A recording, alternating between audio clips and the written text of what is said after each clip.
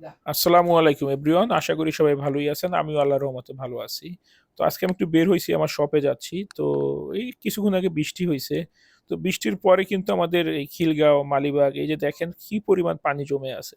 পানির নিচে যে কি আছে বোঝা কিন্তু বড়ই মুশকিল। যারা আমি ধরেন এই রাস্তায় প্রায় সময় যাতায়াত করি, আমার জানা আছে কতটুকু কি গর্ত আছে, কোথায় গর্ত আছে। যেমন এইখানটায় কিন্তু একটা বড় গর্ত আছে, এই যে ঝাঁকিটা লাগলো আমার।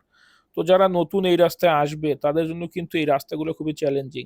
আর পথচারীদের অবস্থা কিন্তু আরো খারাপ হয়ে যায়। এই যে এইখানটাতে দেখবেন যারা মালিবাগ রেলগেটে যাতায়াত করেন, সামান্য বৃষ্টি হইলেই এই জায়গার অবস্থাটা খুবই জঘন্য হয়ে থাকে।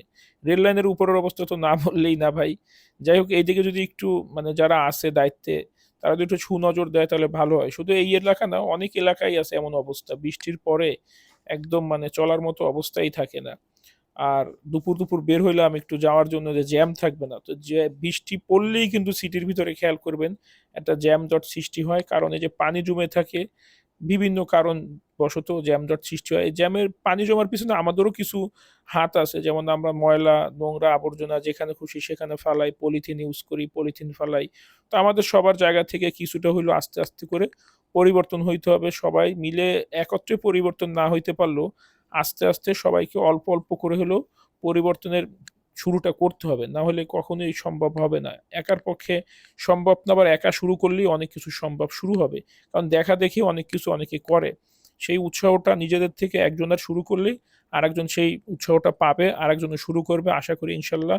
আর দেখা যাক, শপের কাছাকাছি চলে আসছি মৌচাকে। মৌচাকের জ্যামটা এই ফ্লাইওভার হওয়াটাতে অনেকটা কমে গেছে। তবে এই মার্কেটের মুখের জ্যামটা কখনোই কমে না, কারণ রিক্সাওয়ালারা জ্যাম বাঁধলো না কি বাঁধলো তাদের দেখার কোনো সময় নেই, তারা তাদের মতোই রিক্সা রেখে সবসময় করে।